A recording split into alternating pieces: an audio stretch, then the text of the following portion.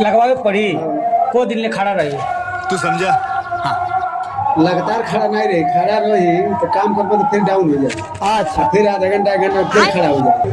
आइए देखते हैं, बैठ मजा आएगा। कुछ बात हुआ, सीरियस मैटर है। जैसे हमारे बियाह भइल 3-4 दिन भइल, तो हमके कोनो दवाई चाहिए। पावर का दवाई कहता है, पावर का नाम कितने दवाई कहता वही के तंदुरुस्ती कहल जाला। पूरे मिला के तो हुए तो भइल। कोर क्या गोली नहीं थी, हाँ। इंजेक्शन बा लगवावे पड़ी को दिन ले खड़ा रही। लगातार खड़ा नहीं रही, खड़ा रही तो काम कर तो फिर डाउन हो जाए।